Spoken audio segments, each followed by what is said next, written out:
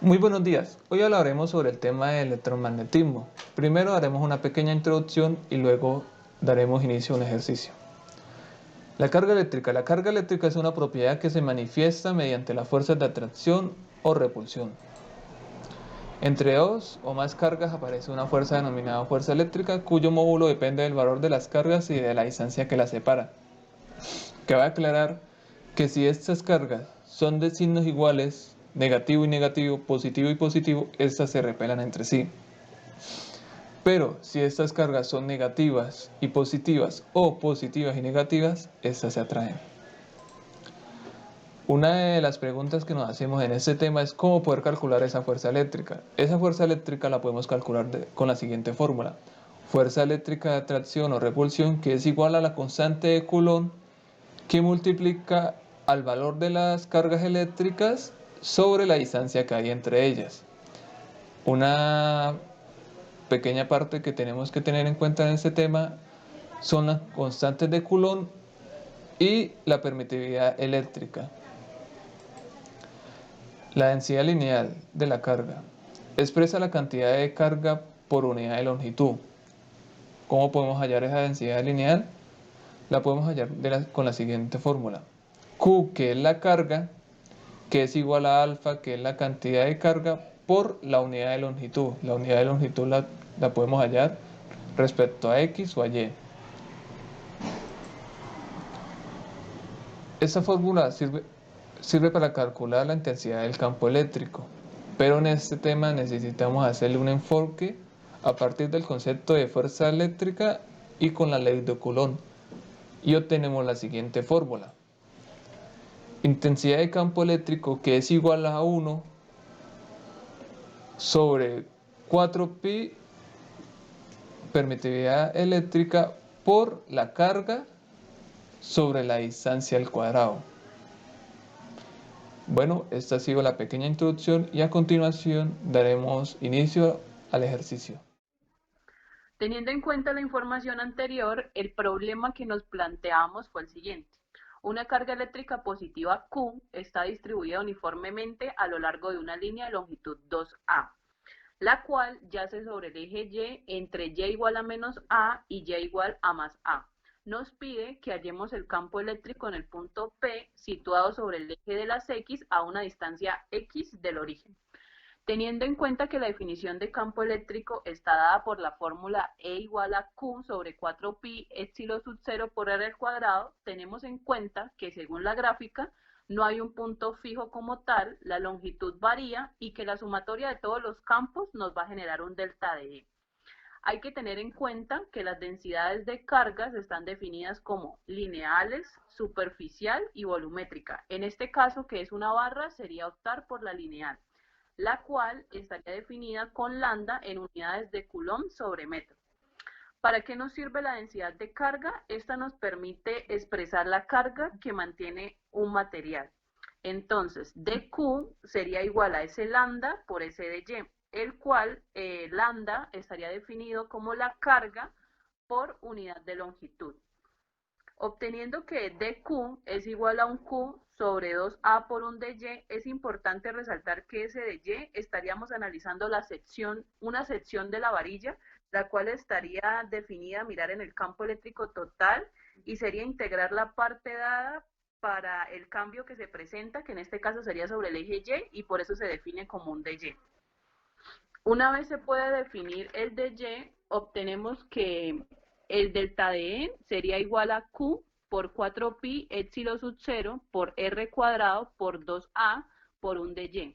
Ese dy es el que acabamos de mencionar, que sería en función del cambio que realiza la varilla en el y. El 2A sería poder establecer que la longitud va de A menos A y esa sumatoria nos daría el 2A. El R cuadrado se define como la distancia y esta la podemos hallar por Pitágoras, la cual nos da que h cuadrado es igual a x cuadrado más y cuadrado, lo que sería la sumatoria de los catetos. Este delta de E es igual a Q por 4pi por epsilon sub 0 por y cuadrado más x cuadrado por el 2a, lo cual sería reemplazar los términos mencionados anteriormente en términos de lo que conocemos.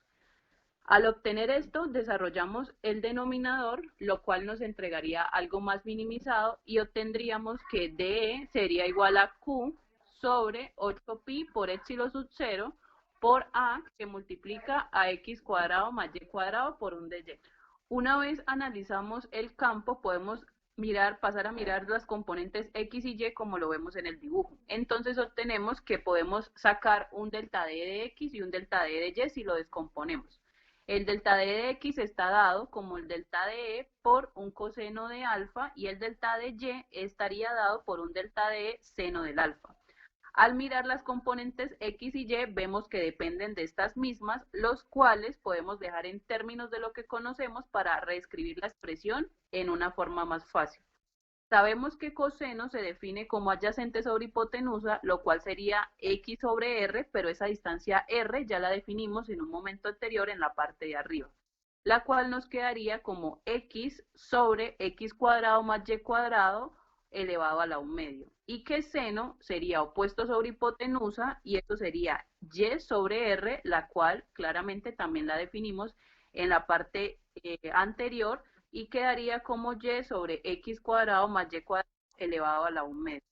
Una vez obtenemos esto, pasamos a definir las integrales, desarrollarlas y de esta forma poder concluir el ejercicio. Como explicaba anteriormente la compañera, el campo eléctrico producido por un elemento de Q en el punto P está dada por la siguiente ecuación. D es igual a Q de I sobre 8pi epsilon sub 0 de A multiplicado por x al cuadrado más y al cuadrado, donde el punto P debemos descomponerlo en sus componentes x y y. En sus componentes x nos quedaría como q de i sobre 8pi epsilon sub 0 de a por x al cuadrado más y al cuadrado por x sobre la raíz de x al cuadrado más y al cuadrado. Y en y nos quedaría como q de y sobre 8pi epsilon sub 0 de a por x al cuadrado más y al cuadrado por y sobre la raíz de x al cuadrado más y al cuadrado. Para obtener el campo total debemos integrar cada una de estas ecuaciones. Comenzamos con la ecuación en x y nos quedaría como una integral definida desde menos a hasta a de q de y sobre 8pi epsilon sub 0 de x al cuadrado más y al cuadrado por x sobre la raíz de x al cuadrado más y al cuadrado. Simplificando la ecuación nos quedaría como q de x sobre 8pi epsilon sub 0 de a por y al cuadrado más x al cuadrado por elevado a las 3 medios.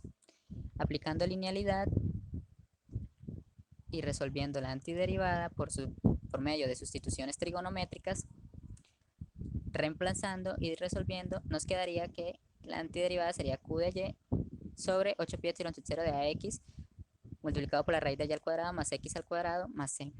Con esto ya podemos resolver la integral definida y nos daría que el campo en sus componentes x sería igual a q sobre 4pi epsilon sub 0 raíz de x al cuadrado más a al cuadrado. Integramos la componente ahora en y, que nos quedaría como una integral definida desde menos a hasta a por q de y sobre 8pi epsilon sub 0 de a por x al cuadrado más y al cuadrado por y sobre la raíz de x al cuadrado más y al cuadrado. Simplificando nos quedaría como q de y sobre 8pi epsilon sub 0 de a por y al cuadrado más x al cuadrado elevado a la 3 medios de di. Por medio de sustituciones y linealidad podemos resolver la antiderivada y nos quedaría como menos q sobre 8pi por epsilon sub 0 de a multiplicado por y al cuadrado más x al cuadrado más c. Y con eso nos damos de cuenta que la integral definida desde menos a de la componente P en la componente Y nos daría 0. En conclusión, el campo eléctrico total solamente está dado en las componentes X y su resultado es Q sobre 4pi epsilon sub 0 de la raíz de X al cuadrado más A al cuadrado.